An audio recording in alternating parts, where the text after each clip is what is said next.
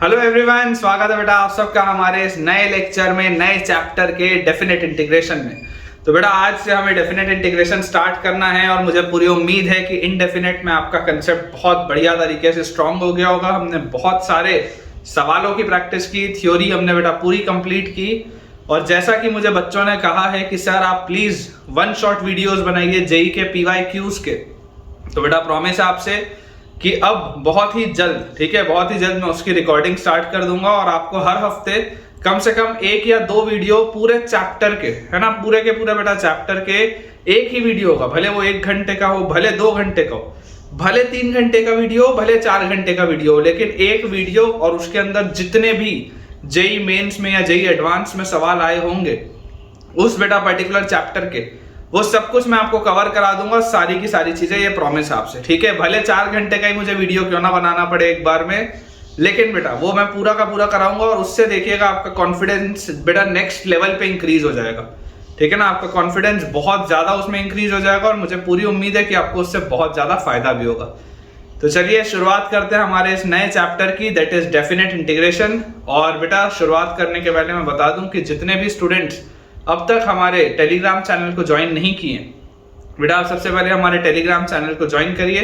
उसका joining link आपको नीचे डिस्क्रिप्शन बॉक्स में दिख रहा होगा। उसे ज्वाइन करने से बेटा आपको 2 फायदे होंगे। पहला फायदा तो ये है कि मेरे जितने भी लेक्चर्स होते हैं उसका अपडेट इमीडिएटली बेटा उस टेलीग्राम चैनल में चला जाता है, सो दैट कि आपका कभी भी कोई भी लेक्चर मिस ना हो।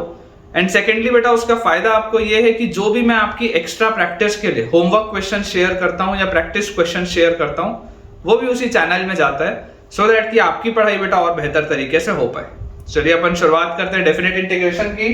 और जब तक बेटा मैं आपको बेसिक्स बता रहा हूं तब तक जल्दी से आप वीडियो को लाइक कर दीजिए। तो बेटा देखिए, अपने को समझने की जरूरत है कि अगर आपने इनडेफिनेट इंटीग्रेशन में कमांड हासिल कर ली है, अगर आपको इनडेफिनेट इंटीग्रेशन समझ में आ गया तो डेफिनेट इंटीग्रेशन फिर आसान है ना। डेफिनेट इंटीग्रेशन बेटा इनडेफिनेट ही पहले करना और उसके बाद डेफिनेट की प्रॉपर्टीज हमको लगानी है।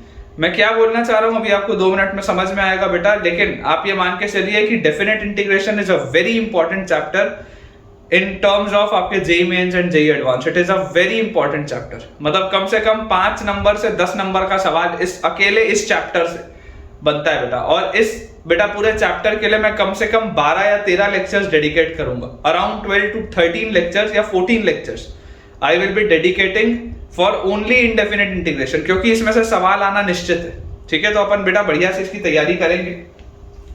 सबसे पहले अपन इसका डेफिनेशन देखते हैं बेटा कि डेफिनेशन क्या बोलता है। तो इनडेफिनेट इंटीग्रेशन बेटा अगर मैं आपको डेफिनेशन लिखवाऊं तो आपको बोला जा रहा है कि if f is a continuous function, if f is a continuous function, अगर हमारे पास f एक कंटिन्यूअस फंक्शन दिया हुआ है इन ओपन इंटरवल a से b, in open interval a से b एंड बाउंडेड, और बाउंडेड भी है बेटा वो, एंड बाउंडेड, देन हमको बेटा जो कंडीशन दी हुई है that is integral fx dx from a to b, ठीक है। इसमें बेसिकली ये a से b उसकी लिमिट्स आपने लगा दी है, इनडेफिनेट इंटीग्रेशन ही, लेकिन ये डेफिनेट में कब बदल गया, ये डेफिनेट में बदल गया जब आपने a से b में क्या कर दिया, आपने बेटा जब a से b में उसकी लिमिट्स लगा दी, ठीक है। तो दिस इज इक्वल टू, अगर मान लो कैपिटल fx प्लस c होता था, ठीक है। अगर बेटा आप ऐसा समझो, अगर स्मॉल a से स्मॉल b fx dx की वैल्यू अगर बेटा कैपिटल fx प्लस c होती थी, ठीक है, इसकी बच्चों अगर value capital fx plus c होती थी, तो अगर आपने लिमिट लगा दी a से लेकर b तक, अगर बेटा आपने लिमिट लगा दी a से लेकर b तक, तो आपका जो रिजल्ट आ जाएगा that will be fx from a to b which will be fb minus fa। इसका मतलब क्या होता है बेटा मैं आपको समझा दूं। देखो, आप जब सबसे पहले आपने सवालों में करना क्या मैं आपको समझा दूं। आपके पास अगर मान लो डेफिनेट का सवाल आएगा तो आप पहले इनडेफिनेट इंटीग्रेशन का यूज करते हुए आप इसका आंसर बोलोगे fx plus some constant of integration, ठीक है ना। इनडेफिनेट इंटीग्रेशन का यूज करते हुए आप ये फैमिली ऑफ कर्व्स बताओगे। अब फैमिली ऑफ कर्व्स में बेटा आपको बोला जा रहा है कि आपको सिर्फ a से b में मूव करना है, तो एक डेफिनेट आपके पास आंसर आएगा। a से b में अगर आपको बेटा मूव करने बोला जा रहा है तो आप एक बार x की जगह b डालो, तो आपके पास बनेगा fb प्लस c तो कांस्टेंट है, उसमें x का कोई टर्म है नहीं, और फिर आप उसमें से सब्ट्रैक्ट करेंगे a डालने पर, तो that will B fa minus c। तो आप देख सकते हैं बेटा ये प्लस सी, यहाँ पर आपके पास आ रहा है एफ ए प्लस सी आएगा, सॉरी एफ ए प्लस सी। तो यहाँ से बेटा आप देख सकते हैं ये प्लस सी और माइनस सी कैंसिल आउट हो जाएंगे और फाइनल आंसर आपका यही आएगा, that is F B minus F A, जो मैंने डायरेक्टली लिखा। ये डेफिनेट इंटीग्रेशन का कंसेप्ट है। अगर आपको ये चीज समझ में आती है तो ये चैप्टर यहीं खत्म हो जाएगा। इतना ही है बस। अब इसकी बहुत सारी प्रॉपर्टीज हैं, बहुत सारे थ्योरम्स हैं, जो अगर हमें आते हो तो हमारी स्पीड इंक्रीज हो जाती है। तो हमको बेटा वो सब भी सीखने की जरूरत है, लेकिन बेसिक जो बेटा जिस्ट है पूरे चैप्टर का वो यही है। आपको पहले इंडेफिनिट परफॉर्म करना है इंटीग्रेशन, और उसके बाद उसमें लिमिट्स लगा देनी है फ्रॉम ए टू बी। ठीक है, इसमें बेटा आपको एक नोट डाल के आपको बेटा ये चीज पता होनी चाहिए कि ये जो लिमिट्स आपने लगाई हैं, limits A and B, limits A and B are not exact values, are not exact values, they are not exact values. मतलब एग्जैक्ट ए और एग्जैक्ट बी नहीं होता, टेक्निकलिटी है। बहुत चुनिंदा टीचर बोलते हैं, एकदम टेक्निकल चीज बता रहा हूं, बहुत ही चुनिंदा तुम्हारे टीचर बोलेंगे, नहीं तो इसकी मतलब जिक्र भी नहीं करते। टेक्निकल पॉइंट ये है बेटा कि ए और बी एग्जैक्ट नहीं होता। ए प्लस होता है एक्चुअल और बी माइनस होता है एक्चुअल। बराबर ए से बी आप नहीं जाते, आप ए प्लस से बी माइनस जाते हो।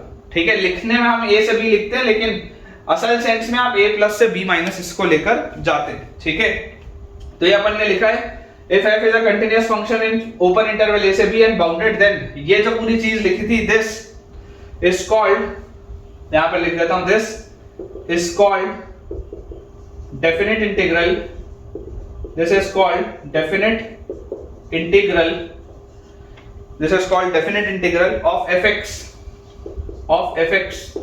between the limits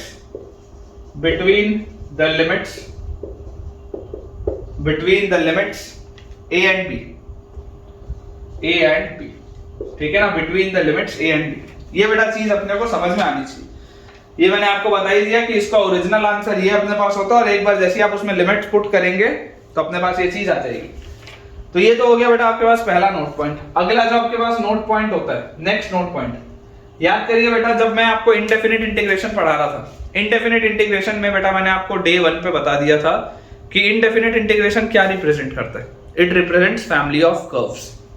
ठीक है ना, एनसीईआरटी किताब की पहली लाइन भी यही बोलती है कि indefinite integration represents family of curves. ये चीज अपने को पता होनी चाहिए।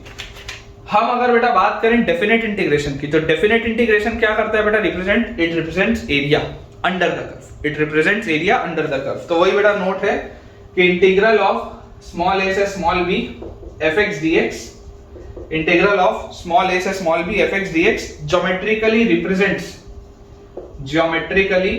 रिप्रेजेंट्स, है ना। इस पर अपन बहुत डिटेल में चर्चा एरिया अंडर द कर्व वाला जो चैप्टर होगा उसमें करेंगे कि ये क्यों एरिया रिप्रेजेंट करता है, इसकी चर्चा हम तब करेंगे। फिलहाल आपको सिर्फ ये पता होना चाहिए कि डेफिनेट इंटीग्रेशन जो आपको बेटा बताता है वो एरिया बताता है। ठीक है ना, it geometrically represents the algebraic sum, represents the algebraic sum,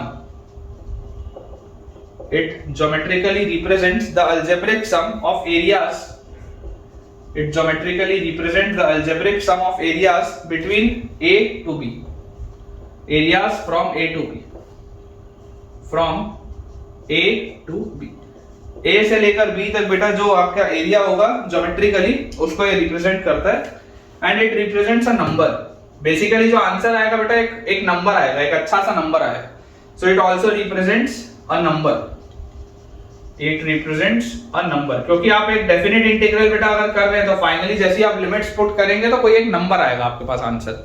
ठीक है ना, इसको अपन बेटा थोड़ा सा क्लियर करते हैं। मैं आपको ग्राफ के थ्रू समझाता हूं मैं जो बोलना चाह रहा हूं। आप इमेजिन बेटा करिए अगर आपके पास कुछ इस तरीके का एक मैं आपको ग्राफ बना दूं। ठीक है, कुछ बेटा इस तरीके का मान लो आपके पास एक ग्राफ बना हुआ है, कुछ ऐसा हमारे पास एक ग्राफ बना हुआ है, और आपको बोला जा रहा है कि आप बेटा ये x इक्वल टू a से लेकर x इक्वल टू b तक मूव कर रहे हैं। आप कहां से कहां मूव कर रहे हैं, x इक्वल टू a से लेकर x इक्वल टू b तक। तो आप जरा समझिए बेटा कि आपके पास यहां पर एरिया क्या आ रहा है, ये एरिया आ रहा है आपके पास। ठीक है, फिर ये एरिया आपके पास आ रहा है। एरिया हमेशा पॉजिटिव होता है, एरिया हमेशा पॉजिटिव होता है ना, मैग्नीट्यूड वाइज हमेशा पॉजिटिव है। फिर यहां पर बेटा आपके पास ये एरिया आ रहा है, बेसिकली एक्स एक्सिस के साथ उसका जो भी एरिया आ रहा है ये बी तक बेटा आप मूव कर रहे हैं।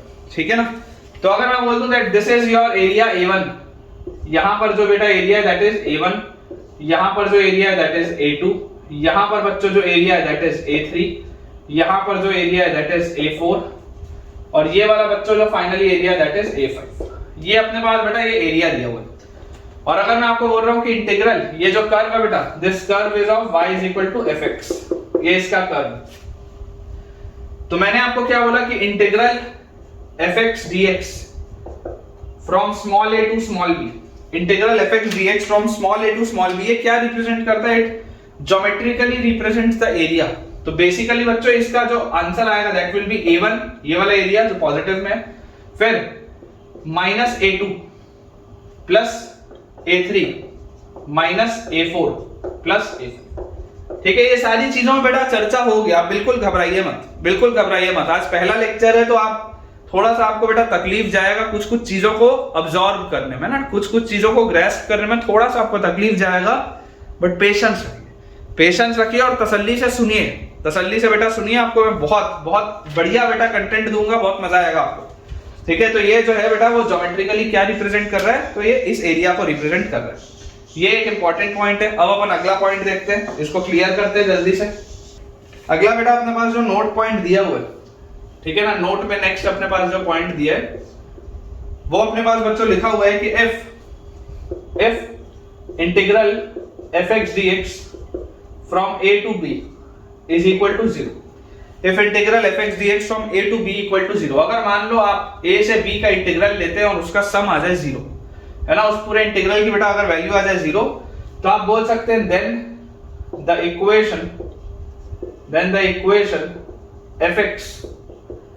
equation fx equal to 0 has at least one root in open interval a to b provided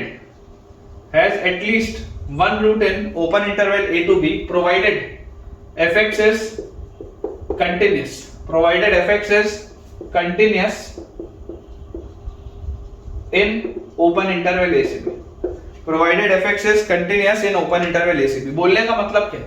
बोलने का मतलब क्या है बेटा कि आपको ये बात तो पता है कि integral from a to b fx dx, ये जो होता है वो एरिया रिप्रेजेंट करता है जो कर्व के अंदर आ रहा है। तो यार मैं ये बोलना चाह रहा हूं कि मान लो अगर मेरे पास कुछ इस तरीके का एक कर्व है बेटा, ये मेरे पास x एक्सिस है मेरा, और ये कुछ इस तरीके का बच्चों मैंने कर्व बनाया, और मैं आपको ये बोलता हूं कि यार ये वाला जो पॉइंट है, लेट अस से this is point A, and ये वाला बच्चों जो पॉइंट है लेट अस से दिस इज पॉइंट B। तो यार जब आप A से B मूव करोगे, A से B बेटा जब आप मूव करोगे, तो यार ये वाला एरिया आपके पास आ रहा है और ये वाला एरिया आपके पास आ रहा है। लेट अस से this is area A1 and let us से दिस इज एरिया A2। ठीक है, अगर इस तरीके की बच्चों मेरे पास चीज आ रही है और मुझे ये बोला गया कि integral a to b fx dx is equal to 0, तो आपको क्या पता है integral a to b fx dx होता क्या? बेसिकली ये a1 माइनस a2 होता और ये 0 आ जा रहा है। अगर बेटा ये 0 आ जा रहा है, इसका मतलब आप ये बात 100% बोल सकते हो ना कि यार कर्व का कुछ हिस्सा x एक्सिस के ऊपर होगा, कर्व का कुछ हिस्सा x एक्सिस के नीचे होगा। ये बात आप 100% बोल सकते हैं ना कि बेटा कर्व का कुछ हिस्सा x एक्सिस के ऊपर है, कर्व का कुछ और हिस्सा x एक्सिस के कहां है? नीचे है। तभी तो बेटा कुछ एरिया आपके पास पॉजिटिव आएगा, कुछ एरिया आपके पास नेगेटिव आएगा, और आप इस तरीके से सॉल्व करेंगे तो ये इसका इंटीग्रल 0 आएगा। अदरवाइज इसका इंटीग्रल 0 कैसे आता? आप सोच के देखो, अदरवाइज बेटा इसका इंटीग्रल 0 आ ही नहीं सकता। इसका इंटीग्रल 0 सिर्फ और सिर्फ तब आएगा जब कुछ हिस्सा कर्व का x एक्सिस के नीचे है और कुछ हिस्सा कर्व का x एक्सिस के ऊपर है। सिर्फ और सिर्फ तब आपके पास बेटा इंटीग्रल fx dx क्या आ जाएगा? 0 आ जाएगा। और बोला जा रहा है provided it is continuous, function को कंटिन्यूअस होना पड़ेगा। तो ये जो मैंने ग्राफ बनाया ये तो बिल्कुल सही है। इमेजिन करो अगर बेटा मैं कुछ इस तरीके का ग्राफ बनाता, ये x एक्सिस है, यहां से बेटा यहां तक आपके पास एक कर्व है और यहां से यहां तक आपके पास एक कर्व है। ठीक है, लेट अस से this is your point A and this is your point B, और ये बेटा पॉइंट C पर बच्चों यहां पर discontinuity, this function fx is discontinuous, आपको दिख रहा है discontinuous at x equal to c। देख लो आप x इक्वल टू c पर क्या हो रहा है? डिसकंटिन्यूटी आ रही है। तो अगर बच्चों x इक्वल टू c पर डिसकंटिन्यूटी आ रही है, तो यार यहां पर भी आप बोलोगे अगर, तो हो सकता है, इट इज क्वाइट पॉसिबल कि यार ये अगर एरिया आप A2 बोलो, ये एरिया अगर आप A1 बोलो, तो इट इज क्वाइट पॉसिबल कि integral fx dx from A to B 0 आ जाए। It is quite possible, it is quite possible कि integral fx dx from A to B आपके पास 0 आ जाए, but this does not mean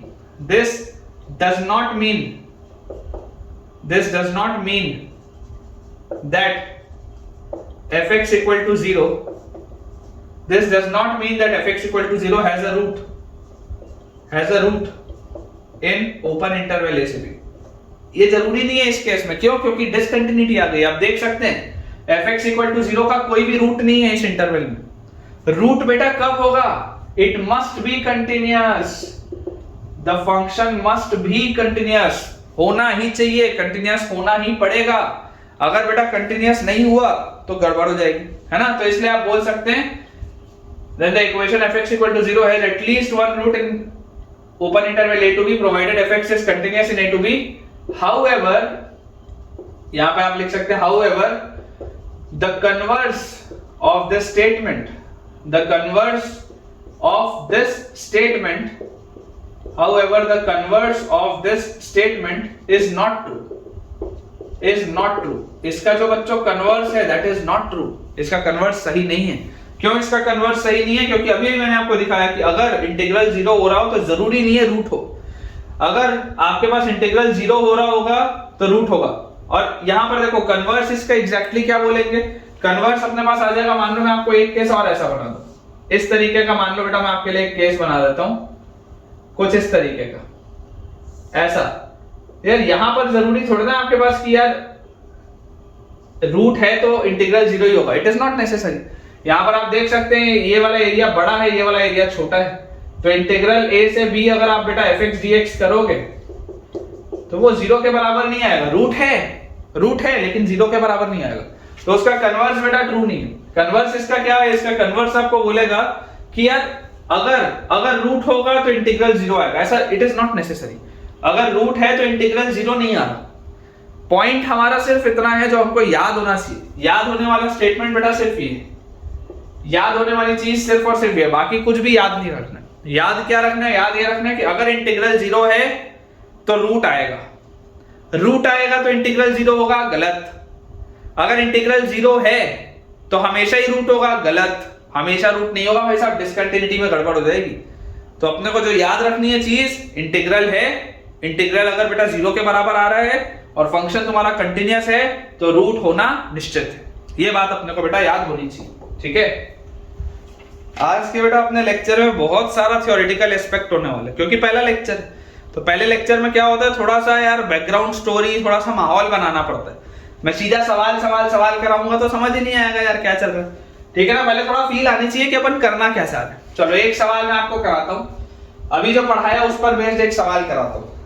लिखा है if 2a plus 3b plus 6c is equal to 0. If 2a plus 3b plus 6c is equal to 0, prove that the equation ax square plus bx plus c equal to 0 have a root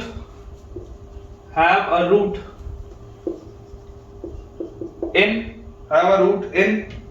0 से 1। अब देखो ऐसे सवाल को बेटा आप intermediate value theorem से भी कर सकते हो, समझ रहे हो ना। देखो क्वाड्रेटिक का सवाल है, याद करो।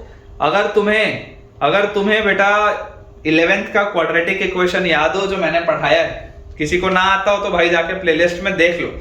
प्लेलिस्ट में आप देख लो, चैप्टर वाइज मैंने प्लेलिस्ट बनाई हुई है ताकि तुम्हारे लिए सहूलियत हो, ठीक है। उस प्लेलिस्ट में अगर बच्चों तुम जाके देखोगे तो तुमको ये बात दिखाई पड़ जाएगी कि यार बहुत सीधी सी बात है, इस सवाल को आप इंटरमीडिएट वैल्यू थ्योरम से भी कर सकते हैं। लोकेशन ऑफ रूट्स के बाद पढ़ाता हूं मैं, इंटरमीडिएट वैल्यू थ्योरम मिल जाएगा उसमें।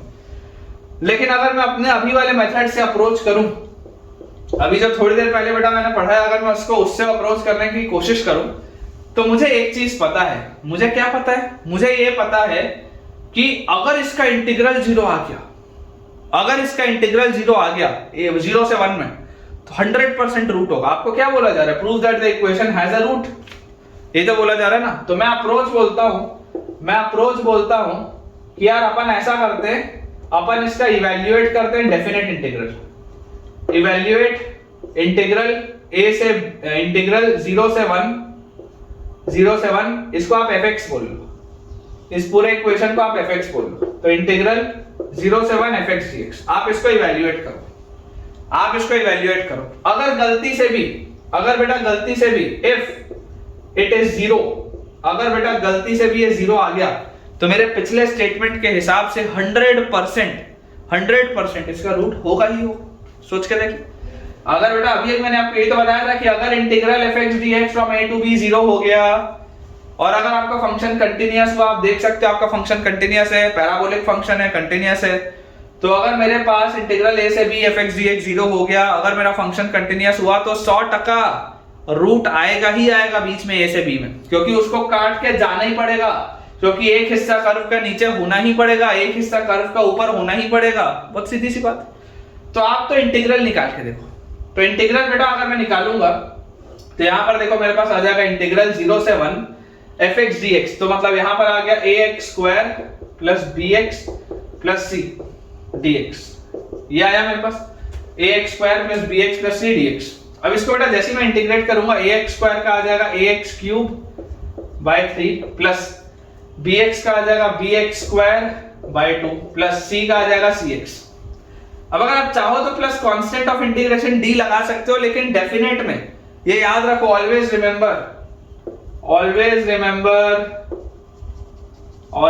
Remember that there is no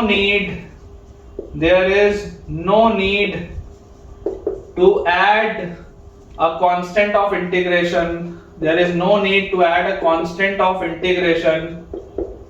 in case of definite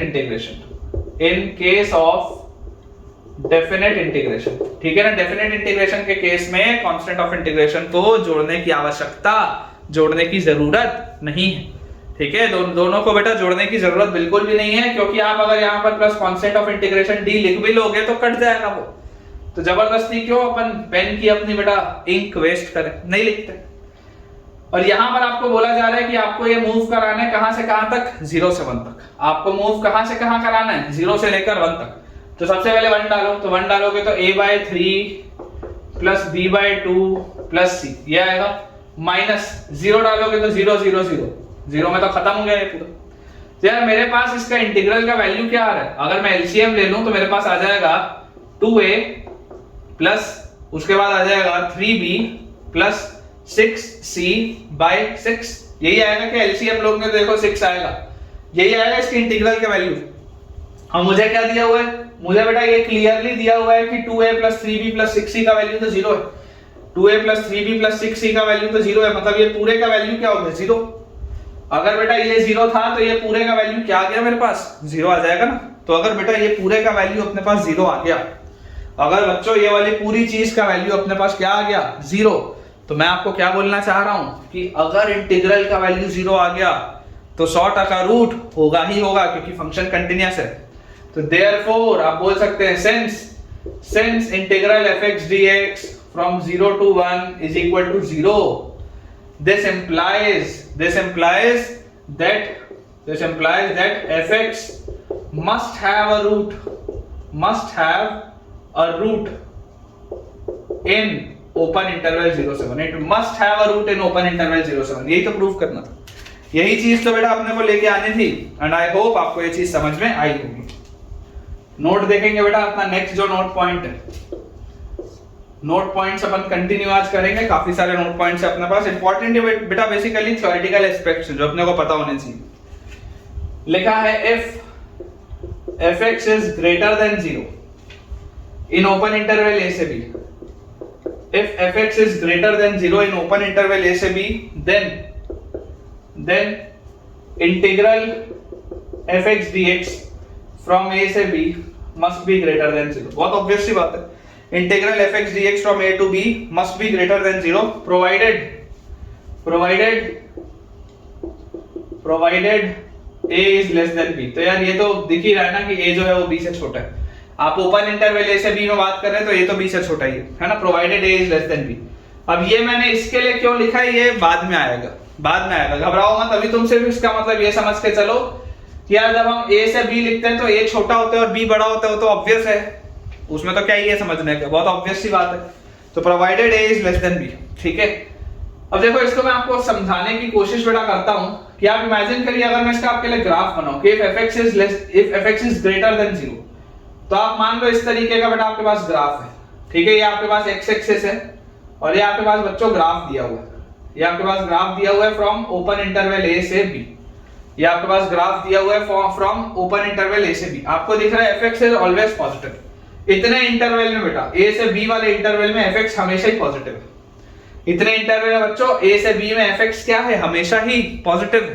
तो अगर बेटा ये हमेशा ही पॉजिटिव होगा तो यार जो ये एरिया आएगा, क्योंकि ये तो क्या रिप्रेजेंट करता है geometrically it represents an area, तो ये एरिया क्या होगा बेटा, this area will be positive. बहुत ऑब्वियस सी बात है, this area will be positive, होगा पॉजिटिव, ठीक है। उसी लॉजिक से बेटा, उसी लॉजिक से अगर मान लो मेरे पास ये बोल दिया जाए कि if fx is less than 0, if fx is less than 0 for all x belonging to open interval a से b, if fx is less than 0 for all x belonging to open interval a से b, then integral fx dx from a to b will be less than 0। ये बात भी आपको समझ में आती। देखो मैग्नीट्यूड वाइज एरिया हमेशा पॉजिटिव होता है, लेकिन इस एरिया को नेगेटिव बोलने का अर्थ सिर्फ और सिर्फ ये है कि वो नीचे होगा एक्स एक्सिस के, समझो इस बात को। मैग्नीट्यूड वाइज बेटा area is always positive, magnitude wise area negative थोड़ा ना होता है, एरिया तो पॉजिटिव ही है। लेकिन अगर बेटा मैं बोल रहा हूं कि दिस एरिया इज नेगेटिव, इसका मतलब क्या है, इसका मतलब सिर्फ और सिर्फ ये है कि ये मेरे एक्स एक्सिस के नीचे, सिर्फ इसका ये अर्थ है। तो आप ग्राफ बहुत सिमिलर तरीके से बेटा देख सकते हैं कि अगर इस तरीके का मान लो मेरे पास ग्राफ आ जाए, ठीक है, this is point A and this is point B, तो ये एरिया तो पॉजिटिव ही है, इसका प्रॉब्लम नहीं है, एरिया तो पॉजिटिव ही है, लेकिन ये पूरा एरिया किधर है, ये पूरा एरिया आपका एक्स एक्सिस के नीचे है, ठीक है। ये बात बेटा अपने को पता होनी चाहिए।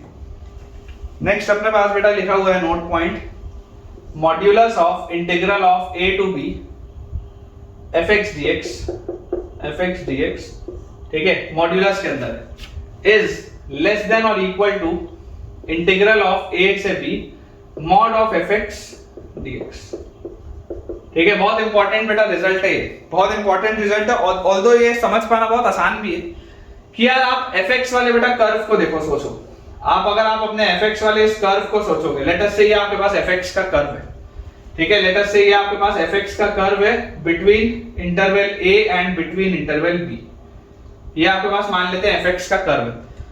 अब मुझे क्या चीज समझ में आ रही है, मुझे बोला जा रहा है कि ये जो भी होगा उसका मॉड्यूलस, ठीक है। तो अपन मान लेते हैं कि यार ये आपके पास एरिया a1 है, ये हमारे पास एरिया a2 है, तो यार इंटीग्रल fx dx जो होगा, integral fx dx from a to b, इसका मॉड्यूलस अगर बोला जा रहा है तो दिस इंप्लाइज, इसका मतलब क्या है, this is modulus of a1 minus a2, इसका मतलब तो यही है, इसका मतलब क्या है कि ये a1 माइनस a2 का आपको मॉड्यूलस करने बोल रहा है।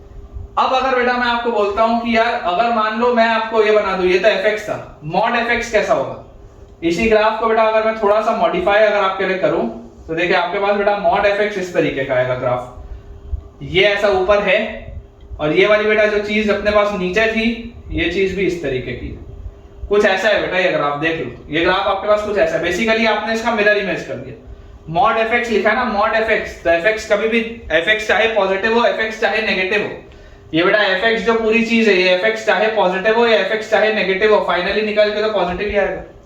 आप fx को पॉजिटिव रखोगे तब भी पॉजिटिव मिलेगा, आप fx को नेगेटिव रखोगे तब भी पॉजिटिव मिलेगा, इस तरीके का आपके पास ये ग्राफ आएगा। तो यार इसका अगर बेटा a से b में मॉड्यूलस लेंगे, a से b में अगर बेटा आप इंटीग्रल इसका लेंगे तो आपको बेटा देखो दिखाई दे रहा होगा यार ये एरिया और ये एरिया, ये हमारे पास आ रहा है। तो यार ये तो basically this was your area a1 and this was your area a2। तो यार अब तो a1 और a2 दोनों ऐड हो गए, a1 और a2 दोनों क्या हो गए, बराबर हो गए अब तो, क्योंकि a2 घूम के ऊपर चला गया ना, समझ के देखो ये a2 घूम के ऊपर चला गया। तो आपके पास इस केस में इंटीग्रल a से b mod of fx dx ये किसके बराबर आ गया? This is basically a1 plus a2। यार ये तो ऑब्वियसली ज्यादा ही होगा ना, पूरा पॉजिटिव हो गया ना बेटा ये तो ये तो ज्यादा ही होगा एरिया, ये एरिया इससे तो बड़ा ही होगा। ठीक है, ये बात अपने को समझनी है, बहुत आसान सी बात है, बहुत आसान सी बात है कि यार अगर इस तरीके का बेटा आपके पास प्रोफाइलिंग आई कि आप fx dx का इंटीग्रल निकाले, मतलब आपने एरिया निकाला फिर मॉड्यूलस किया, तो इफेक्टिव जो आएगा वो आएगा। और उसके बाद आपने पहले ही मॉड्यूलस कर लिया, तो आपने पहले ही सारी चीजों को पॉजिटिव में रख लिया, और उसके बाद आपने उसका इंटीग्रल किया, तो उसके बाद आप अगर एरिया ऐड करोगे तो ज्यादा ही आएगा। दिखाई देती है ये बात? बहुत बहुत सीधी सी बात है, बहुत ऑब्वियस सी बात है। थोड़ा भी अगर आपको बेटा इस चीज में कंफ्यूजन हो रहा होगा, आप 2-3 बार वीडियो सुने, अदरवाइज कमेंट से पूछे, कोई दिक्कत की बात नहीं है। ये चीज आपको अगर समझ में ना आ रही हो, ठीक है, तो ये बेटा मैंने फंक्शंस चैप्टर में, क्लास 12 का जो पहला चैप्टर होता है रिलेशंस एंड फंक्शंस, उसमें बेटा फंक्शंस चैप्टर में मैंने ये चीज कराई है कि किस तरीके से ग्राफ का ट्रांसफॉर्मेशन होता है। ठीक है ना, ट्रांसफॉर्मेशन ऑफ ग्राफ, मैंने उसमें एक टॉपिक पढ़ा है फंक्शंस चैप्टर में। किसी को अगर तकलीफ हो तो देख लेना कि ये ग्राफ मैंने घुमा के ऊपर कैसे बना दिया, देख लेना। ठीक है, मॉड्यूलस का ग्राफ कैसे बनाते हैं उसमें मैंने बताया है। खैर, अब यहां पर बेटा आप देखो इक्वालिटी भी है, तो सवाल ये उठता है कि इक्वालिटी कब आएगी, इक्वालिटी कब आएगी? तो इक्वालिटी होल्ड्स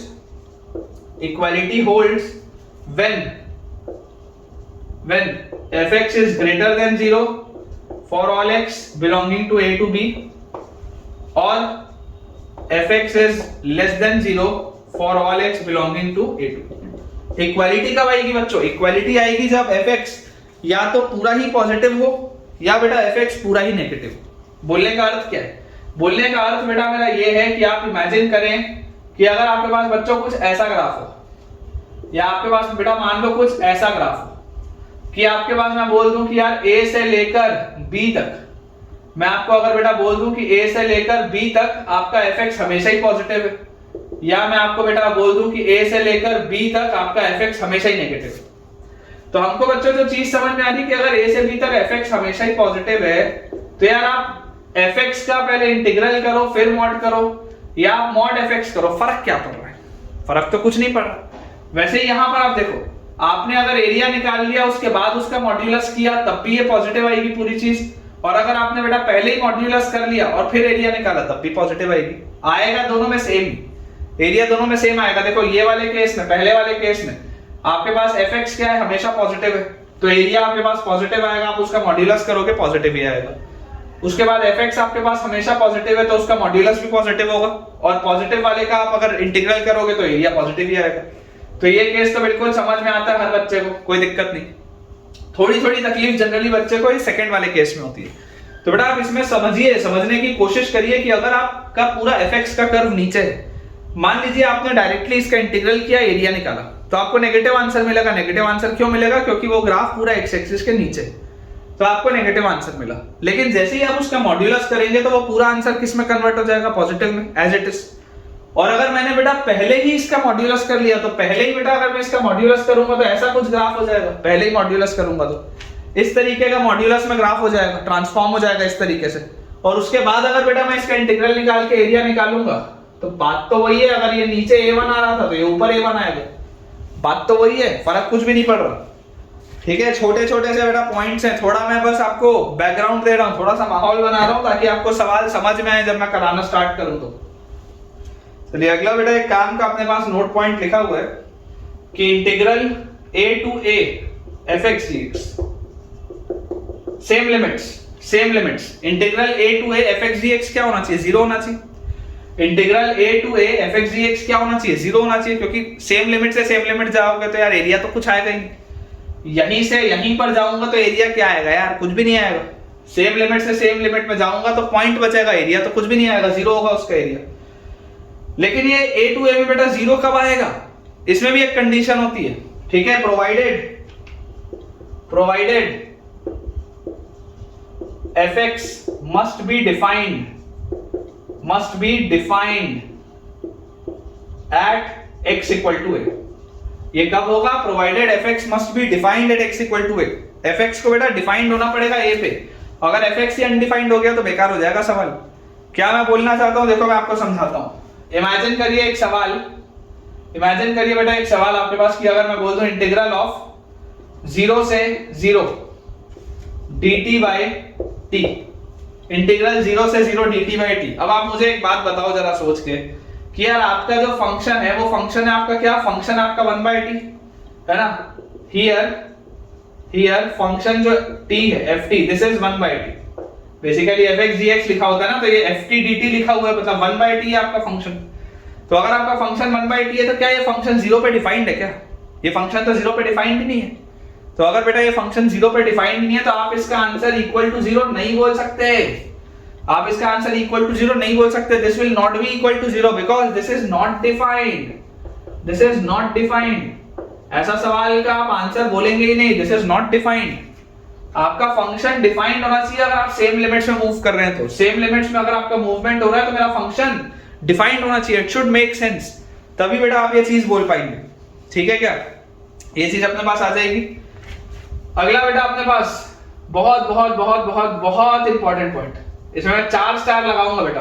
बहुत इंपॉर्टेंट पॉइंट, बहुत ही क्रिटिकल पॉइंट है अगला जो मैं आपको बताने वाला हूं, क्योंकि इसमें बेटा मैंने देखा अक्सर बच्चों से गलतियां होती है। Integral fx d of gx, मान लो मेरे पास ये लिखा है from a to b। Integral fx d of gx, मान लो बेटा मेरे पास ये लिखा है, तो d ऑफ gx मतलब क्या होता है? This is as good as integral fx into derivative of gx is basically g dash x dx। इसको आप ऐसा लिख सकते हैं, बात तो एक ही है। इंपॉर्टेंट जो पॉइंट है बेटा, most important point of this chapter, Hindi में लिखूंगा, हिंदी में, ताकि तुमको समझ में आए। जो अपने वो व्हाट्सएप वाला लैंग्वेज होता है ना, इंग्लिश में हम लिखते हैं लेकिन हिंदी बोल रहे होते हैं, उस तरीके के, कि आप इस बात को बेटा याद रखेंगे। देख लो, आप ही के लिए लिख रहा हूं ताकि समझ में आए। बात हिंदी और इंग्लिश की नहीं है, बात यह है कि समझ में आनी चाहिए। जो मैं चीज बोल रहा हूं वो एकदम क्रिस्टल क्लियर आपके माथे के अंदर जानी चाहिए। गलती होती है इसी में, 99% बच्चों की गलती इसी में होती है, यहीं पर जो मैं पॉइंट बोल रहा हूं। जब भी सब्स्टिट्यूशन करेंगे, जब भी सब्स्टिट्यूशन करेंगे, हमेशा लिमिट्स बदलेंगे। इस बात को हम याद रखेंगे कि जब भी हम सब्स्टिट्यूशन करेंगे हम हमेशा लिमिट्स को बदलेंगे। बिना लिमिट्स बदले अगर हमने सब्स्टिट्यूशन कर दिया तो हमारा सवाल गलत हो जाएगा। इस बात को आपको गांठ बांध के अपने दिमाग के अंदर रखना है बेटा, गलती नहीं होनी चाहिए इसमें। जब भी हम सब्स्टिट्यूशन करेंगे तब हमको लिमिट्स को बदलना ही है, अदरवाइज गलती हो जाएगी। जैसे यहां पर देखो a से b क्या मूव कर रहा है, a से b ये gx मूव कर रहा है। ये जो मैंने लिखा है ना यहाँ पे, यहां पर देख लो, यहां पर ये जो लिखा है, यहां पर a से b किसका मूवमेंट है? gx का मूवमेंट है। gx मूव कर रहा है, gx मूव कर रहा है। जानबूझ के ऐसा लिख रहा हूं क्योंकि this is very very very important.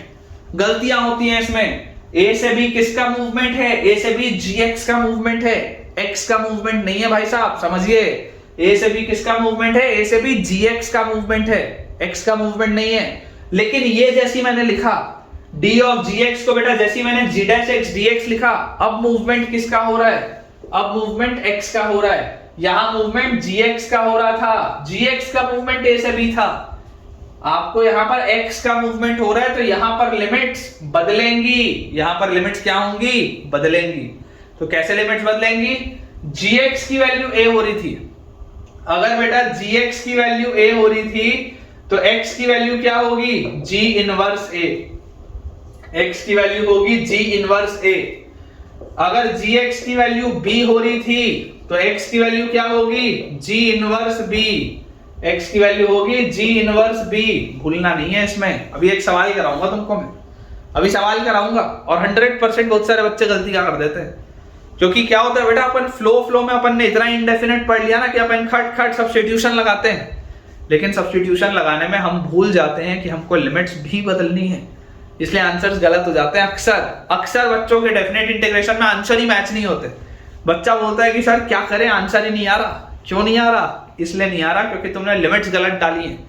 अगर तुम्हारी भी यही गलती होती है, जितने बच्चे सुन रहे हैं, जितने बच्चे डेफिनेट इंटीग्रेशन कभी ना कभी किसी और टीचर से पढ़े हैं, और अगर तुम्हारी भी लिमिट्स डालने में गलतियां होती हैं तो मुझे कमेंट्स में यार अभी तुरंत बताओ कि हाँ सर बिल्कुल आप सही बोल रहे हो, लिमिट्स बदलने में, सब्स्टिट्यूशन में हम भी गलती करते हैं, मुझे कमेंट्स में बताइएगा। देखिए मैं आपको सवाल कराता हूं। चलिए बेटा, सवाल अपने पास लिखा है, जो अभी मैंने आपको एक कंसेप्ट बताया उस पर बेस्ड है। इंटीग्रल -1 से 1 x² d ln x, integral -1 से 1 x² d ln x, ये अपने पास दिया है। अब आप समझिए यहां पर मूवमेंट किसका हो रहा है? मूवमेंट ln x का हो रहा है बेटा, मूवमेंट ln x का हो रहा है। ln x कहां से कहां घूम रहा है? -1 से 1। ln x का मूवमेंट -1 से 1 है। इसको अगर बेटा मैं लिख दूं इंटीग्रल x² और d of ln x will be 1/x dx। d of ln x मतलब क्या? ln x का डेरिवेटिव, तो d of ln x will be 1/x dx, क्योंकि ln x का डेरिवेटिव 1/x होता है, फिर dx आ जाएगा। तो यहां पर बेटा अगर आपने लिमिट गलती से -1 से 1 डाल दी, अक्सर बच्चे करते हैं ये, अगर आपने बेटा यहां पर लिमिट -1 से 1 डाल दी तो सवाल बेकार हो जाएगा, सवाल सॉल्व नहीं होगा आपसे।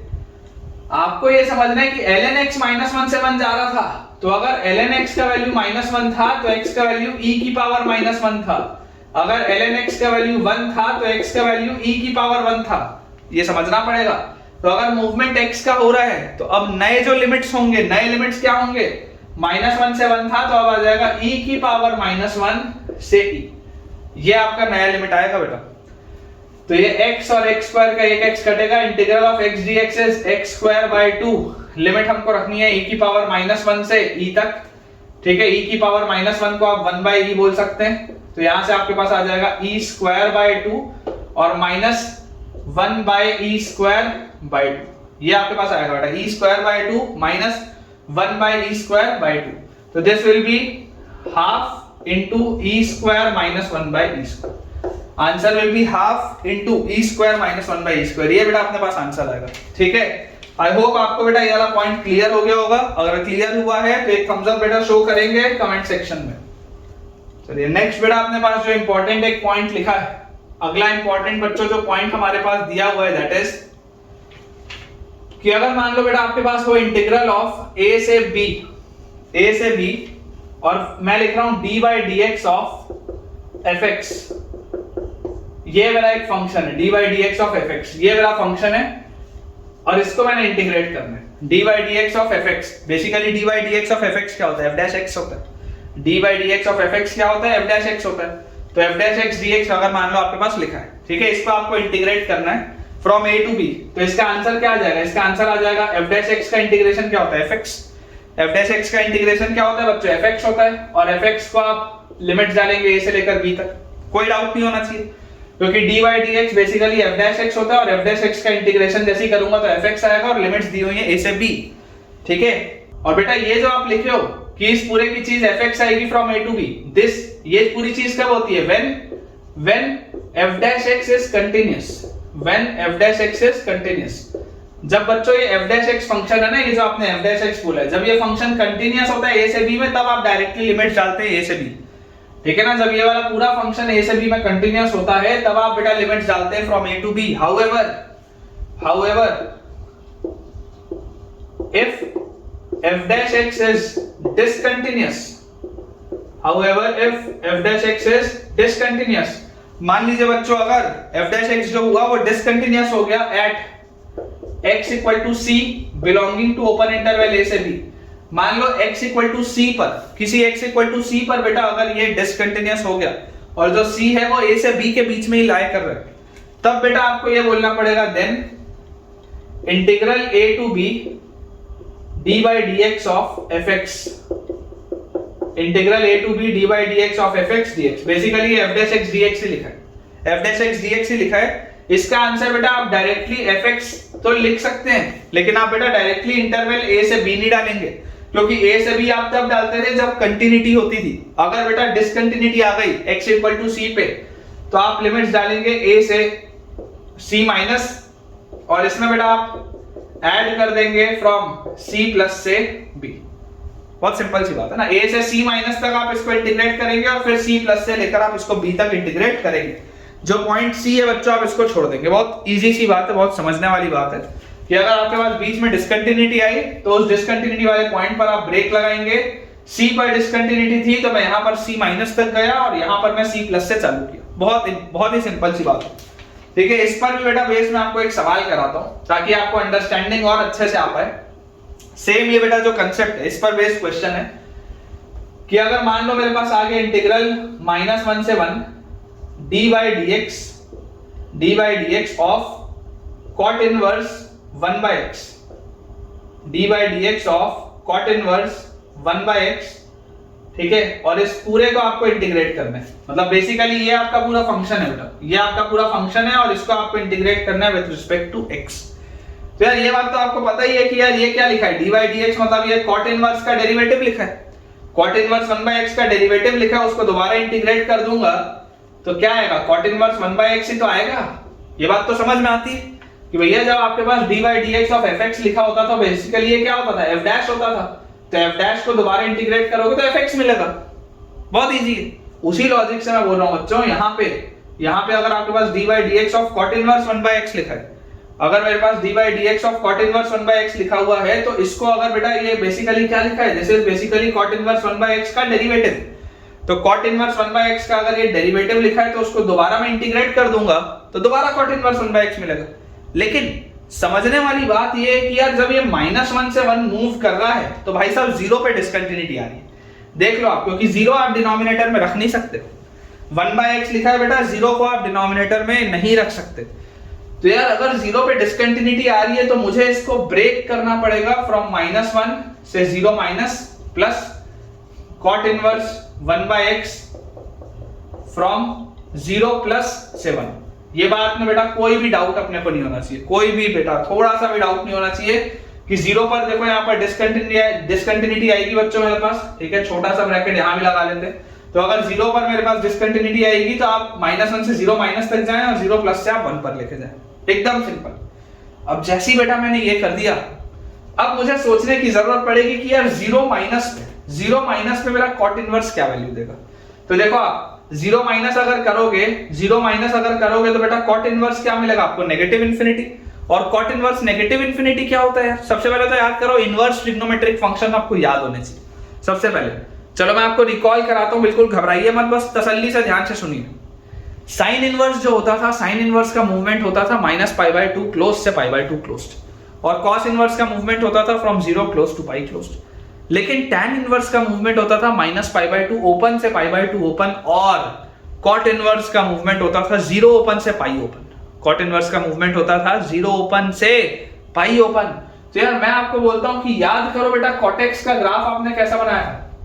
अगर आपके पास cot x का ग्राफ है, tan x ऐसा बनता था, cot x का बच्चों ग्राफ इस तरीके का बनता था, ये 0 होता था, ये π/2 होता था और ये π होता था। ये cot x का मैं ग्राफ बोल रहा हूं, cot इनवर्स का नहीं बोल रहा हूं। This is the graph of cot x, ठीक है। This is y is equal to cot x, उसका ग्राफ है y equal to cot x का।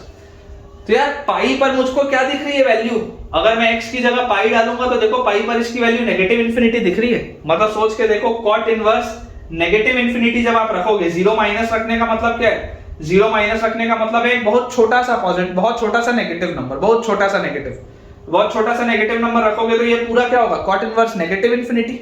0 माइनस रखते ही बेटा, 0 माइनस रखते ही सोचो दिमाग में 1/0 क्या होता है, 1/0 इनफाइनाइट होता है, लेकिन 1/0 माइनस नेगेटिव इनफाइनाइट होता है। 1/0 माइनस क्या होता है, नेगेटिव इनफाइनाइट।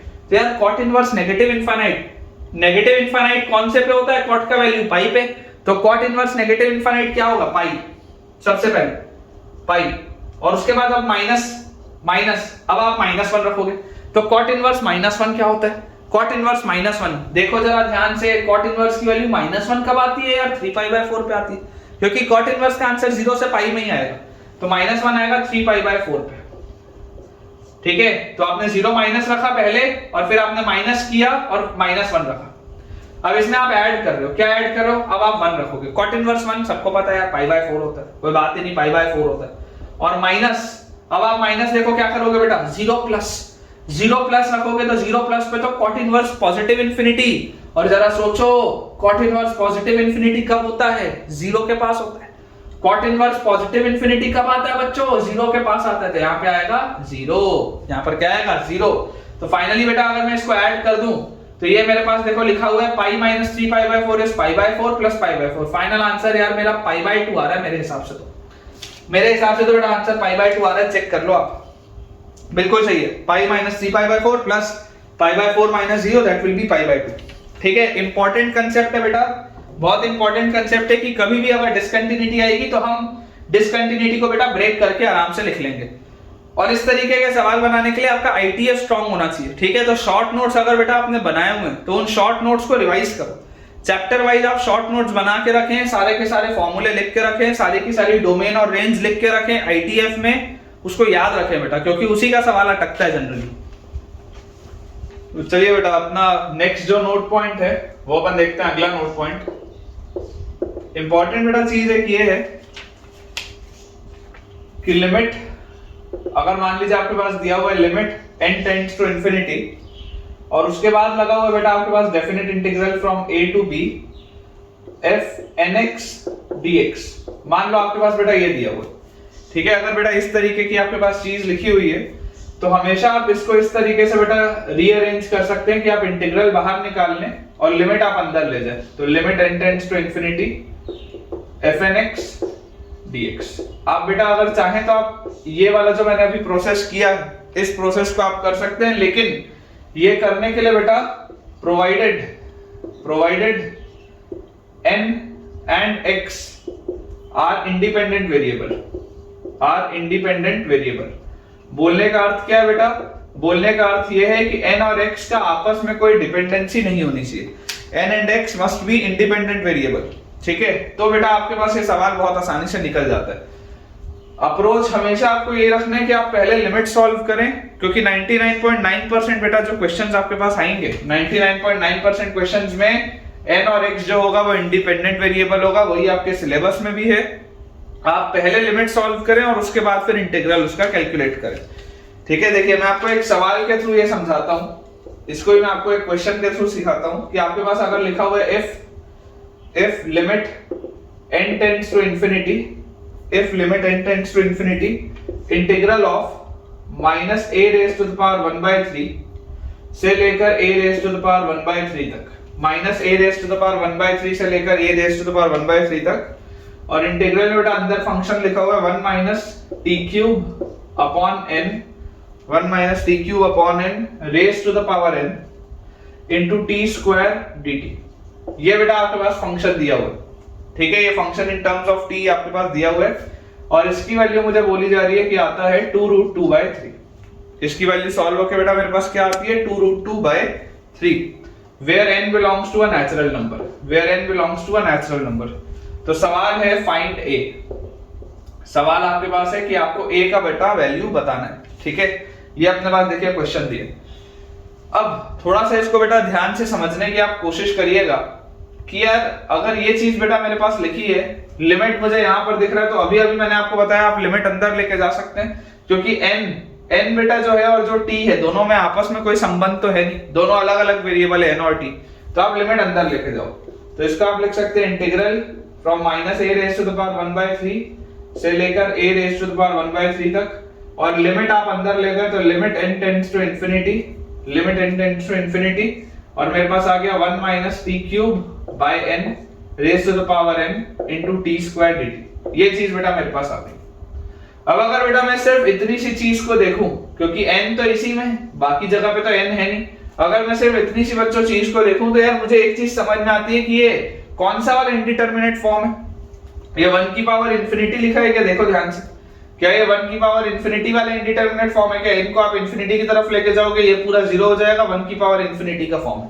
और 1 की पावर इंफिनिटी तो क्या होता है बेटा? 1 की पावर इंफिनिटी होता है e raise to the power में आप लिमिट लेते हैं तो आपके पास आ जाएगा minus a raise to the power 1/3 से लेकर a raise to the power 1/3 तक, और ये जो लिमिट है बेटा this will be e raise to the power limit n tends to infinity exponent into base -1। याद करो क्या होता था एक्सपोनेंट, सबसे पहले n इनटू बेस -1, तो ये पूरी चीज -1 आप जैसे करोगे तो आ जाएगा क्या -t³/n।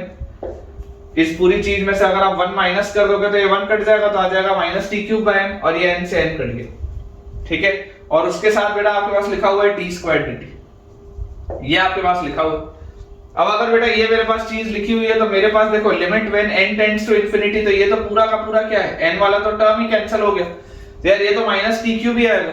मतलब मेरे पास जो बेटा क्वेश्चन मेरा लिखा है यहाँ पर अपन सॉल्व करते हैं। मेरे पास क्वेश्चन लिखा है integral from minus A to the power 1/3 से लेकर a की पावर 1/3 तक और e raise to the power minus T cube into T square dt। ये एकदम सिंपल सा बेटा सवाल हो गया।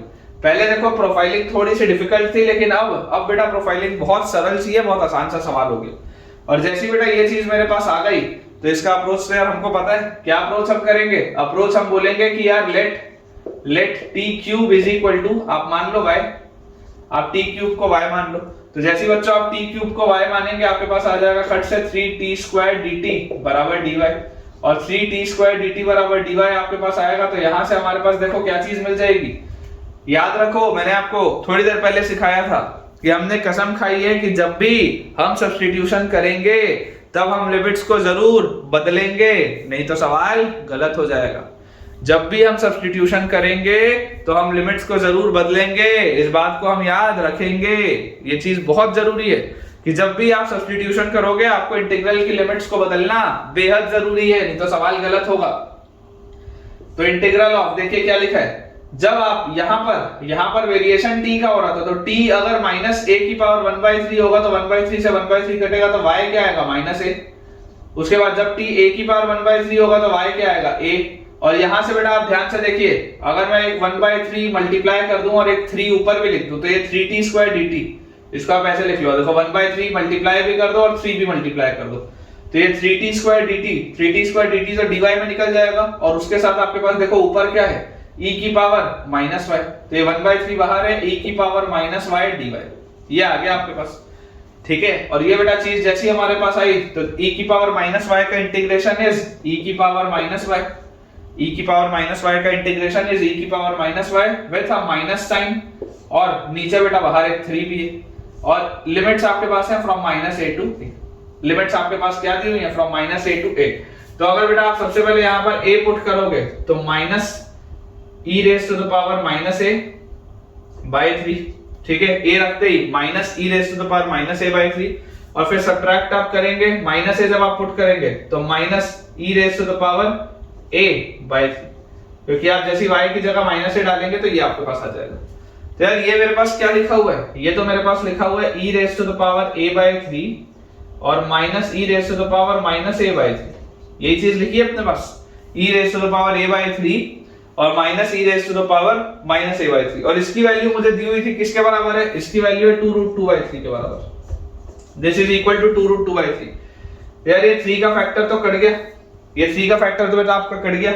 और ये e की पावर माइनस a को भी आप क्या लिख सकते हैं, 1/e की पावर a लिख सकते हैं क्या, e की पावर माइनस a को भी हम 1/e की पावर a लिख सकते हैं। तो अगर आप इसको बेटा थोड़ा सा रीअरेंज करोगे तो आपके पास आएगा e की पावर 2a, इसको आप 1/e की पावर a लिखे तो e की power 2a minus 2√2 times e की power a minus 1 is equal to 0। एक बेटा क्वाड्रेटिक आ रही है e की पावर a में, देख लो e की पावर 2a, उसके बाद माइनस 2√2 इंटू e की पावर a और माइनस 1 इज इक्वल टू 0। ये बेटा आपके पास क्वाड्रेटिक आ रही है e की पावर a में। तो यहाँ पर बेटा अपन देखो e की पावर a क्या निकलेगा, e की power a will be minus b plus minus root over b square मतलब 2 का square 4 into 2 b square minus 4ac, मतलब यहाँ पे आ जाएगा प्लस 4 बाय 2, यही आएगा आपके पास, ये चीज आएगी। और बेटा यहाँ से आपको क्या चीज समझ में आ रही है कि यार ये तो 12 क्या होता है, √12 तो क्या आता है बेटा, √12 आता है हमारे पास 2√3, √12 की वैल्यू क्या होती है 2√3। तो यहाँ पर जो √12 लिखा हुआ है इस √12 के बदले मैं यहाँ पर क्या लिख सकता हूँ बच्चों, 2√3 लिख सकता हूँ, 2√3 लिख सकता हूँ। अब मुझे एक चीज बेटा यहाँ पर पता है कि यार e की पावर a जो भी होगा 100% होगा तो हमेशा पॉजिटिव, e की पावर a नेगेटिव तो हो ही नहीं सकता, e की पावर a तो पॉजिटिव होगा। तो अगर पॉजिटिव होगा तो बेटा आपको माइनस वाले को तो रिजेक्ट करना पड़ेगा, क्योंकि 2√2 माइनस 2√3 में माइनस वाला आपको रिजेक्ट करना पड़ेगा क्योंकि वो नेगेटिव वैल्यू हो जाएगी। तो डायरेक्टली यहीं पर कट कर देता हूँ, कोई दिक्कत नहीं, ठीक है, ये चीज आ गई अपने पास। और यहां से देख लो आप ये 2 का फैक्टर भी कट गया। तो e की पावर a का वैल्यू आ रहा है √2 प्लस √3, e की पावर a का वैल्यू आ रहा है √2 प्लस √3। दोनों साइड बेटा जैसे ही आप लॉग लोगे, लोगैरिथम लोगे एट द बेस e, तो आपके पास क्या आ जाएगा, a की वैल्यू डायरेक्टली बेटा यहाँ पर लिख देते हैं अपन आंसर, यहाँ पे पूछा जा रहा है नहीं ये, तो आंसर अपने पास देखो क्या आ जाएगा, a की वैल्यू लॉग लेते ही a की value will be ln √2 plus √3। देख लो a की वैल्यू बेटा आपके पास खट से आ जाएगी ln √2 प्लस √3। सही है बेटा, बिल्कुल सही है। अप्रोच आपको समझ के चलना है, अप्रोच में हमको बेटा गलत नहीं होना है, ठीक है। अप्रोच बेटा अपना कंसेप्ट क्लियर होना चाहिए। बाकी रही बात थोड़े से कैलकुलेशन की, तो कैलकुलेशन बेटा विद टाइम आपको आएगा। और ये वाली चीज का हमको बेटा याद रखना है चीज कि जब भी हम सब्स्टिट्यूशन करेंगे आपको लिमिट्स बदलनी है, अदरवाइज आपका सवाल गलत हो जाएगा। चलिए इसको क्लियर करते हैं, अगला सवाल देखते हैं। नेक्स्ट बेटा जो अपने पास इंपॉर्टेंट कंसेप्ट है, बहुत इंपॉर्टेंट कंसेप्ट है बेटा, इस पर ध्यान देंगे, स्टार लगा देता हूं मैं, इसमें बच्चों से जनरली गलतियां होती हैं। कंसेप्ट अपने पास लिखा हुआ है if gx is the inverse of fx, if gx is the inverse of fx and fx has domain x belonging to close bracket a से b, ठीक है। डोमेन बेटा जो आपके पास fx का दिया हुआ है वो क्लोज ब्रैकेट a से b दिया हुआ है, where f a का वैल्यू c के बराबर है, where f a का वैल्यू c के बराबर है एंड f b का वैल्यू d के बराबर है। समझ में आएगा आपको, मत घबराओ, थोड़ा सा लेंथी है लेकिन समझ में आएगा। f a का वैल्यू c के बराबर है एंड f b का वैल्यू d के बराबर है, then the value of integral fx dx from a to b, then the value of integral fx dx from a to b plus integral gy dy from c to d, integral gy dy from c to d, this will be equal to bd minus ac। ये important है, ठीक है। ये बेटा बहुत important चीज है, आप ये एक बार रिजल्ट लिखिए, तब तक मैं जल्दी से इंक रिफिल कर लेता हूं। बट ये रिजल्ट बेटा बहुत इंपॉर्टेंट है। सबसे पहले तो आप इसको एक बार अच्छे से तसल्ली से पढ़ो कि मैंने लिखा क्या, क्योंकि थोड़ा सा कॉम्प्लिकेटेड बेटा इसका जो लैंग्वेज है वो थोड़ा सा कॉम्प्लिकेटेड है, बच्चों को अक्सर इसमें थोड़ा सा कंफ्यूजन होता है इस लैंग्वेज में, ठीक है। तो अपने को सबसे पहले तो लैंग्वेज क्लियर होनी चाहिए। अभी इसका अपन डेरिवेशन भी करेंगे ताकि आपको और अच्छे से याद हो, और फाइनली फिर मैं आपको इसका तरीका ही बताता हूं कि इसको हमको मतलब किस तरीके से क्वेश्चन में अप्लाई करना है। देखो सबसे पहले बेटा आपको जो चीज समझनी है वो ये है कि यहां पर जो फंक्शन लिखा होगा उसका इनवर्स आपको बगल में दिखना चाहिए। यही आपको दिया ना, if gx is the inverse of fx, तो यहां पर जो भी फंक्शन होगा उसका इनवर्स आपको यहां पर मिलना चाहिए। सबसे पहली बात, डायरेक्ट आंसर लिखने के लिए यहां जो फंक्शन होगा उसका इनवर्स दिखना चाहिए, पहली चीज। उसके बाद फंक्शन की वैल्यू a पर जो होगी, फंक्शन की वैल्यू a पर, देखो फंक्शन की वैल्यू a पर कितनी है c, तो अगर फंक्शन की वैल्यू a पर c है तो यहां पर आपको लोअर लिमिट c मिलना चाहिए, इसके इनवर्स वाले में लोअर लिमिट c मिलना चाहिए। और फंक्शन की वैल्यू b पर कितनी है, d है, फंक्शन की वैल्यू b पर अगर d है तो इसकी जो अपर लिमिट होगी इनवर्स वाले की वो d मिलनी चाहिए। तो खट से आप आंसर क्या बोलोगे, b into d minus a into c, तुरंत आप आंसर ये बोलोगे। सबसे पहले मैं आपको देखो इसके लिए डेरिवेशन कर देता हूं, कोई दिक्कत की बात नहीं है, आप इसका डेरिवेशन समझ लीजिए, इंपॉर्टेंट है। हमने बेटा देखो बोला हुआ है इन जनरल कि y is equal to fx होता है, हमने ये बोला हुआ है कि y इज इक्वल टू क्या होता है, fx होता है। तो यार यहां से मुझे एक चीज समझ में आती है कि f इनवर्स y जो होगा वो x के बराबर होगा। x की वैल्यू किसके बराबर होगी, f इनवर्स y के बराबर। और मुझे क्या बोला जा रहा है दैट gx या g function is the inverse of f, मुझे दिया गया ना that g function is the inverse of f, तो f इनवर्स क्या है, g, तो दिस इज बेसिकली gy। यहां तक भी कोई दिक्कत नहीं है, बिल्कुल समझ में आता है हमको। अब बेटा अगर आपको यहां पर लिखा हुआ है कि यार integral of fx dx from a to b fx dx, तो यार ये तो बिल्कुल सही है, इसको कोई दिक्कत नहीं, ये एज इट इज लिखा हुआ है। उसके आगे क्या लिखा है, integral of c to d gy dy, integral of c to d gy dy, तो gy किसके बराबर है, gy x के बराबर है, तो यहां तो आप x लिख दो, gy किसके बराबर है, x के बराबर है, यहां आपने x लिख दिया। उसके बाद लिखा है dy, दिस इंप्लाइज dy क्या होगा, अगर y fx था तो dy will be f dash x dx, dy will be f dash x dx, तो यहां पर आपके पास आ जाएगा x into f dash x dx। और बेटा जैसे ही मैंने ये dx लिखा, ये मेरे को अब लिमिट्स बदलनी पड़ेंगी, x के उसमें लिखते ही बेटा मेरे को लिमिट्स बदलनी पड़ेंगी। क्यों मुझे लिमिट्स बदलनी पड़ेगी, क्योंकि क्योंकि बेटा मुझे ये चीज पता है कि यार जब भी मैं सब्स्टिट्यूशन ऐसा करता हूं, देखो यहां पर वेरिएशन y का था, यहां पर वेरिएशन x का है, लिमिट्स बदलेंगे। तो जब y की वैल्यू c होती थी, तो y की वैल्यू c होती थी, मतलब देखो अगर y c है, अगर बेटा y की वैल्यू c है तो f इनवर्स c, ठीक है, f इनवर्स c, तो कौन से x पर f की वैल्यू c आती थी? देख लो, अगर आपने यहां पर देखो y को आप c बोल रहे हो, ये y को बेटा आप c बोल रहे हो, यहां पर आप c रखोगे, यहां पर आप c रखोगे, तो fx की वैल्यू c कब आती है? कौन से x पे? fx की वैल्यू बेटा c कब आती है? कौन से x पे? तो आप बोलोगे सर fx की वैल्यू c आती है जब x की वैल्यू a होती है। जब आप x की जगह a रखते हो तभी तो fx की वैल्यू c आती है। आप तो यही चाहते हो ना कि fx की वैल्यू c मिले, तो x क्या होगा? a होगा, मतलब यहां का देखो लोअर लिमिट बदल के a आ गया।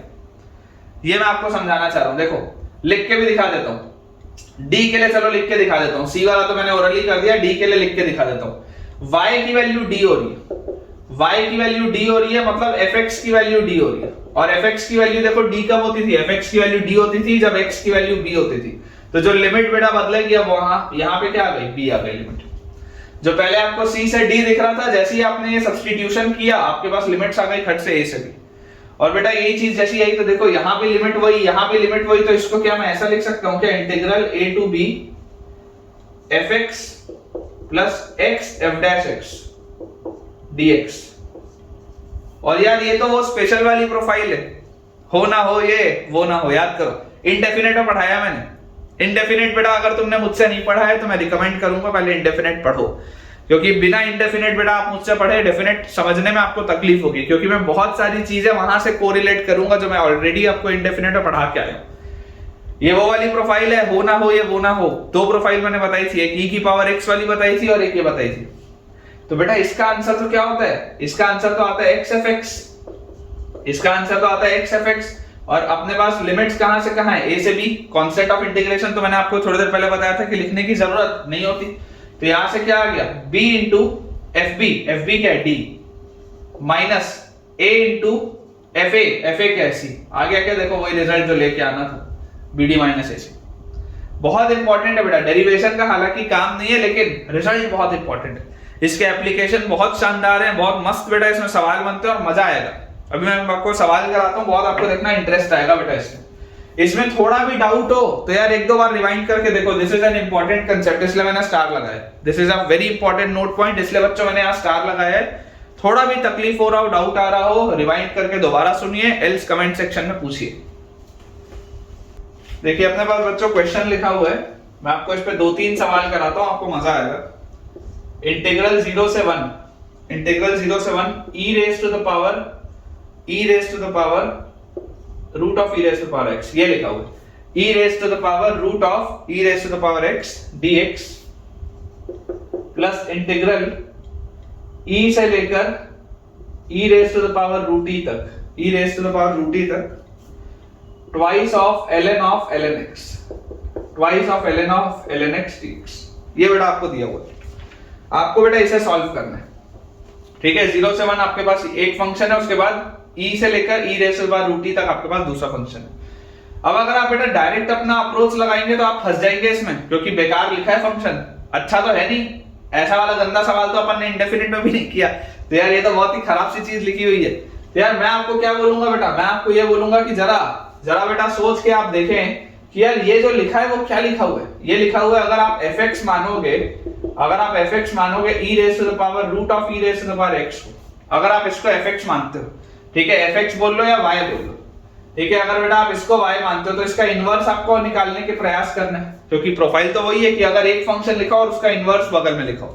तो अगर आप इसको बेटा y मानोगे तो यार यहां से आप log लोगे तो ln y will be root of e raise to the power x, या यहां से आप बोल सकते हो ln square y will be e raise to the power x, या यहां पर दोबारा अगर मैं log ले लूं तो ln square y will be equal to x, और ये बेटा log है उसके आगे नंबर का स्क्वायर लिखा हुआ है तो 2 घूम के आगे आ जाएगा, तो twice of ln y will be equal to x।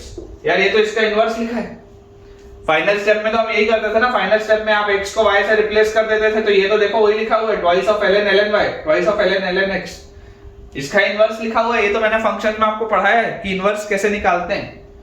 तो यार ये बात तो क्लियर हो गई कि अगर ये फंक्शन आपका f है तो ये वाला बेटा फंक्शन आपका एफ इनवर्स दिया है, ये बात तो क्लियर। तो अपना जो नोट पॉइंट था उसमें पहली चीज तो आ गई कि अगर एक फंक्शन एफ दिया है तो बगल में उसका फंक्शन इनवर्स भी दिया हुआ है।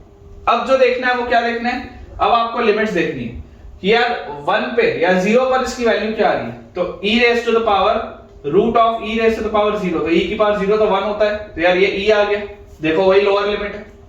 यही तो मैंने आपको बताया था, अगर ये a से b होता था तो आपको पता है ना कि fa का वैल्यू c के बराबर होना चाहिए था, ये c होता था, fa का वैल्यू c के बराबर होना चाहिए था। आप देख लो बेटा f0 का वैल्यू आपको मिल रहा है ना e के बराबर है, f0 का वैल्यू आपको मिल रहा है ना e के बराबर। और बेटा आपको पता है कि fb का वैल्यू d के बराबर होना चाहिए था, fb का वैल्यू d के बराबर होना चाहिए था। तो देख लो आप e raise to the power root of e raise to the power 1 fb का वैल्यू ये कितना आ रहा है, e raise to the power root e आ रहा है। देख लो fb का वैल्यू d मिल रहा है, देख लो आप fb का वैल्यू d के बराबर मिल रहा है। तो यार यहां से डायरेक्टली आंसर क्या होगा, direct answer will B bd minus ac, direct answer will B bd minus ac। तो bd माइनस ac बेटा अगर आप करेंगे तो आपके पास जो आंसर आना चाहिए, आपका आंसर क्या आना चाहिए, bd माइनस ac में 1 into e raise to the power root e minus 0 into e, तो 0 इंटू e तो गायब हो गया, तो final answer will be e raise to the power root e, ये आंसर आएगा। आप चेक कर लो बेटा, चेक कर लो, e raise to the power root e will be your answer, ठीक है, e raise to the power root e will be your answer. अब मैं आपको बेटा एक प्रॉपर्टी बता दूं, ये प्रॉपर्टी का हालांकि इस्तेमाल मुझे आगे आएगा, आगे मैं आपको बताऊंगा, लेकिन एक बार अभी दोबारा बता देता हूं। प्रॉपर्टी एक होती है बेटा आपके लिए कि यार integral of a to b fx dx जो होता है, integral of a to b fx dx बच्चों जो होता है, this is equal to minus times of integral of b to a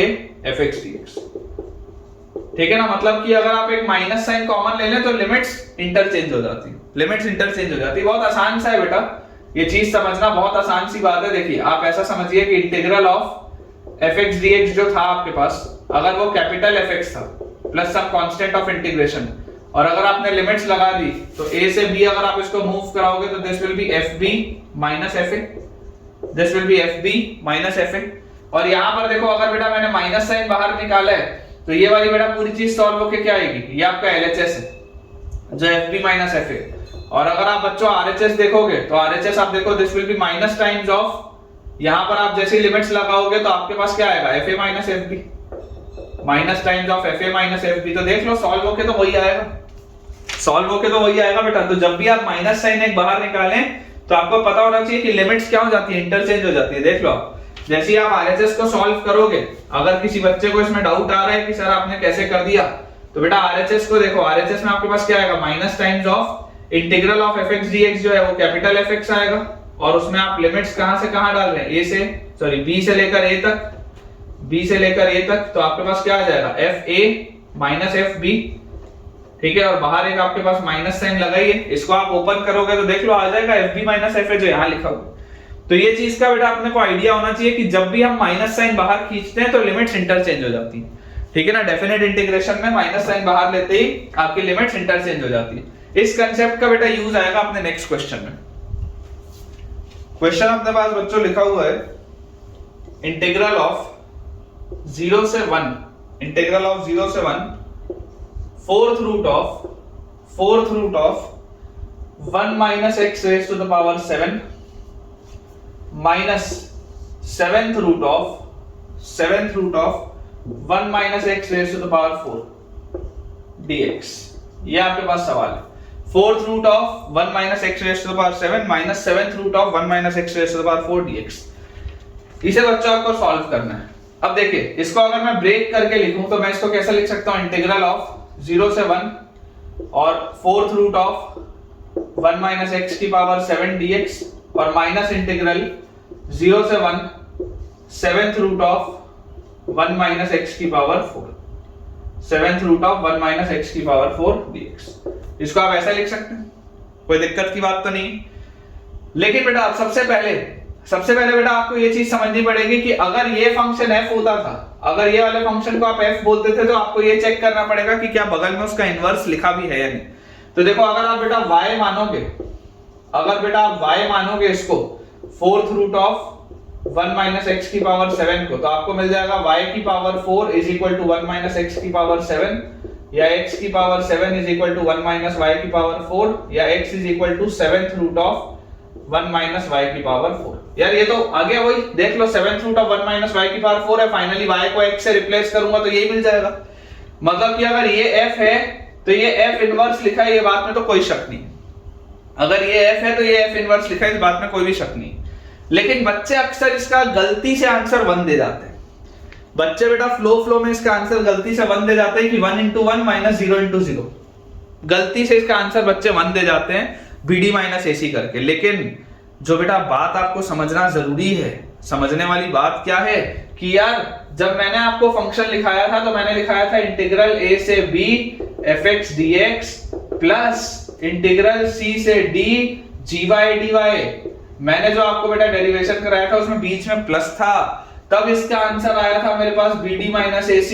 यहां पर बीच में माइनस साइन है, यहां पर बीच में क्या है, यहां पर बीच में माइनस साइन है। तो मैं आपको बोलूंगा इस माइनस साइन को बैलेंस करने के लिए आप लिमिट्स इंटरचेंज करो। तो आप इसको लिख सकते हो इंटीग्रल 0 से 1 और 4th root of 1 minus x की पावर 7 dx। और इसको आप अगर प्लस कर दोगे माइनस साइन को बैलेंस करने के लिए तो लिमिट्स बदल जाएंगी, तो आपके पास आ जाएगा 1 से 0, जो पिछला वाला प्रॉपर्टी था। ये क्रिटिकल स्टेप है इस सवाल का।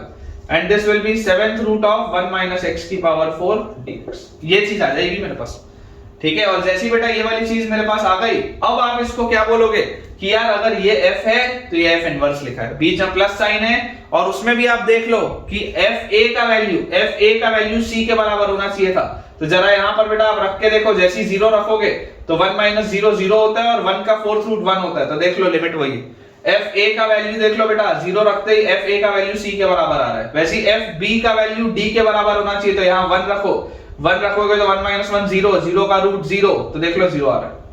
तो fa का वैल्यू c दिख रहा है, fb का वैल्यू d दिख रहा है, और ये f है तो ये f इनवर्स है। वही प्रोफाइल है, fa का वैल्यू c है, fb का वैल्यू d है और ये f है तो ये f इनवर्स है। तो इसका आंसर क्या हो जाएगा, answer will B bd minus ac, मतलब 1 into 0 minus 0 into 1, final answer will B 0। Final answer आएगा बेटा इसका 0। It is a good question, star लगा देते हैं, it is a good question. बच्चा अक्सर इसमें गलतियां कर जाता है, लेकिन हमको बेटा समझ में आनी चाहिए चीज कि हमारा ओरिजिनल प्रोफाइल क्या था और सवाल क्या दिया। एक आखिरी सवाल करते हैं बेटा, फिर आज का लेक्चर एंड करेंगे। लास्ट क्वेश्चन बेटा आज के लेक्चर का अपने पास है, सेम प्रोफाइल पे, इंटीग्रल √2 + 1 से लेकर 3, इंटीग्रल √2 + 1 से लेकर 3 tan inverse x² - 2x - 2 dx। √2 + 1 से लेकर 3 tan inverse x² - 2x - 2 dx plus integral -π/4 से लेकर π/4 प्लस इंटीग्रल -π/4 से लेकर π/4 √tan x + 3 tan x + 3 dx। ये बेटा अपने पास दिया हुआ है, ठीक है। आपको इसको इवैल्यूएट करना है। अब आप जो मैंने थोड़ी देर पहले आपको प्रॉपर्टी पढ़ाई, आप उससे इसको सोच के देखो कि यार क्या ये उससे निकलेगा क्या। यार हमको इसमें देखो बेटा समझने की क्या जरूरत है, हमको समझने की जरूरत है कि यार अगर मैं पहले फंक्शन को f मानता था तो बगल में उसका इनवर्स होना चाहिए था, ठीक है ना। अगर मैं एक फंक्शन को f मानता था तो मुझे बगल में उसका इनवर्स चाहिए। तो यार आप सोच के देखो, अगर आप इसको f बोलते, अगर आप y की वैल्यू बोलते tan इनवर्स x² - 2x - 2, अगर बेटा आप y की वैल्यू बोलते tan इनवर्स x² - 2x - 2, तो tan y की वैल्यू क्या आती है, tan y की वैल्यू आती है x² - 2x - 2, ये आपके पास आता। tan y की वैल्यू तो ये आती, लेकिन यार यहां से तो आंसर नहीं आता हुआ दिख रहा, यहां से तो बेटा आंसर आता हुआ दिख नहीं रहा, क्योंकि यहां पर तो ये क्वाड्रेटिक बन गया। इस क्वाड्रेटिक को सॉल्व करोगे तो अच्छा आंसर आएगा ही नहीं। इस क्वाड्रेटिक को अगर आप सॉल्व कर भी लोगे तो अच्छा आंसर आपका नहीं आएगा, आप देख लो। लेकिन बेटा आपको एक ऑब्जर्वेशन मेरे को यहां पर दिखाई दे रहा है, खतरनाक सा ऑब्जर्वेशन, खतरनाक सा बेटा एक ऑब्जर्वेशन मुझे दिखाई दे रहा है। इसको थोड़ा सा अपन बड़ा लिखते हैं, कुछ बच्चों को देख तो दिक्कत आती है, थोड़ा सा बड़ा लिखते हैं इसको। देखो मैं आपको बोल रहा हूं कि आप अगर इसको y मान ले, किसको, tan इनवर्स x² - 2x - 2 को, तो यार यहां से आपके पास tan y का वैल्यू आ जाएगा x² - 2x - 2, और आपको दिख रहा है ये x में क्वाड्रेटिक है। अगर ये x में आपको क्वाड्रेटिक दिख रहा है, आप इसको सॉल्व करोगे, क्वाड्रेटिक फॉर्मूला लगाओगे तो ये किसी कीमत में नहीं आएगा। तो इसको अगर आप सोचोगे तो यार एक ऑब्जर्वेशन मुझको दिखाई दे रहा है, एक ऑब्जर्वेशन बेटा मुझको दिखाई दे रहा है, और वो ऑब्जर्वेशन ये है कि मैं आपको बोलता हूं कि आप इसको ऐसा लिख लो, tan y is equal to x minus 1 का होल स्क्वायर, यहाँ क्वाड्रेटिक लिखा है ना, x माइनस 1 का अगर होल स्क्वायर बोलूंगा तो x square minus 2x plus 1, तो एक माइनस 1 करूंगा और एक माइनस 2। क्या इसको मैं ऐसा लिख सकता हूँ? क्या सोचो, क्या मैं इसको ऐसा लिख सकता हूँ? क्या लिखा है मैंने? देखो tan y वैसे ही लिखा है, x square minus 2x minus 2 को मैंने परफेक्ट स्क्वायर बनाया तो x माइनस 1 का होल स्क्वायर, तो यहाँ से आया x स्क्वायर माइनस 2x और प्लस 1 आता तो मैंने माइनस 1 किया और एक माइनस 2 और है तो माइनस 3 हो गया। यहां से यार ये चीज आती हुई दिख रही है कि देखो 3 plus tan y is equal to लिखा है x माइनस 1 का होल स्क्वायर और x माइनस 1 की वैल्यू मेरे पास आ रही है root over 3 plus tan y, ये आ रहा है मेरे पास, इस तरीके की चीज आ रही है root of 3 plus tan y, ये आ रहा है। ये बेटा जब चीज मैंने देखी ना तो अब अप्रोच जो होना चाहिए, कई सारे टीचर इसका डायरेक्टली अप्रोच लिख देते हैं, लेकिन मैं तुमको पहले ये कहानी समझा रहा हूं, जानबूझ के समझा रहा हूं क्योंकि नॉर्मल बच्चा तो ऐसे ही सोचेगा। तो पहले मैं तुमको ये कहानी समझा रहा हूं, इस कहानी के थ्रू आप देखो कि जब आपने यहाँ पे परफेक्ट स्क्वायर बनाया तो आपको दिख रहा है x माइनस 1 का whole square 3 plus tan y आता हुआ दिख रहा है, जो ऐसी वाली प्रोफाइल है, क्योंकि फाइनली अगर आप x और y को इंटरचेंज करोगे तो ये 3 प्लस tan x आ जाएगा रूट के अंदर। तो ये चीज मुझे कब दिख रही है? जब मैंने यहाँ पर होल स्क्वायर वाली चीज बनाई। तो अप्रोच जो इस सवाल का होना चाहिए, अक्सर टीचर्स डायरेक्टली अप्रोच बता देते हैं, लेकिन मैं आपको पहले ये बैकग्राउंड दे रहा हूं। अप्रोच जो बेटा होना चाहिए वो आपके पास होना चाहिए कि आप सवाल को लिखो इंटीग्रल ऑफ रूट 2 प्लस 1 से 3 tan इनवर्स, अंदर बेटा जो आपके पास लिखा हुआ आप इसको लिखो x माइनस 1 का होल स्क्वायर माइनस 3। ध्यान से देखो, x माइनस 1 का होल स्क्वायर माइनस 3, ये क्या लिखा हुआ है basically x square minus 2x plus 1 और माइनस 3 माइनस 2, ठीक है, ये लिखा हुआ है। और प्लस इंटीग्रल हमारे पास लिखा हुआ है बेटा माइनस पाई बाय 4 से लेकर pi by 4 root over tan x plus 3। अब ये डायरेक्टली आपको इनवर्स नहीं दिख रहा, तो आपको इनवर्स में बनाना पड़ेगा। तो आप बोलो let x minus 1 is equal to t। आप क्या बोल दो? x माइनस 1 को t बोल दो। अगर बेटा आप x माइनस 1 को t बोलोगे तो dx क्या हो जाएगा? dx will be dt। देख लो, सब्स्टिट्यूशन कर रहा हूं, सब्स्टिट्यूशन अगर कर रहा हूं इंडेफिनिट के सवाल में, सॉरी डेफिनेट के सवाल में, तो लिमिट्स बदलनी पड़ेगी, कसम खाई है हमने। तो यहाँ पे आपके पास आ जाएगा tan इनवर्स लिखा हुआ है t स्क्वायर माइनस 3, dx की जगह आएगा dt। अब जरा देखो, जब x की वैल्यू थी रूट 2 प्लस 1 तो माइनस 1 करोगे तो यहाँ पर बचेगा रूट 2, और जब x की वैल्यू थी 3 तो 3 माइनस 1 यहाँ पर बचेगा 2, ये आपके पास आ गया। और प्लस इंटीग्रल हमारे पास लिखा हुआ है माइनस पाई बाय 4 से लेकर पाई बाय 4 तक root of tan x plus 3, दिख रहा है ये? अब बेटा अगर मैं आपको बोलूंगा ना ये चीज करने के बाद, ये वाली बेटा चीज करने के बाद, देखो ये तो मैंने आपको पहले कहानी समझा दी है क्यों किया था। अब मैं इसको यहां से मिटाता हूं, ठीक है, अब इसको हम यहां से मिटाते हैं और अब मैं आपको यहां पर ये चीज करके दिखाता हूं कि ये अब मैंने जो सवाल बनाया, ये जो बेटा मैंने सवाल बनाया, तो अब मैं आपको यहां पर बोल रहा हूं let y is equal to T square minus 3। वो पहले से बैकग्राउंड में आपको दे रहा था कि वो बैकग्राउंड देने से आपको क्या समझ में आया कि क्वाड्रेटिक से आपका आंसर नहीं आता, तो इस तरीके का सब्स्टिट्यूशन करना जरूरी था।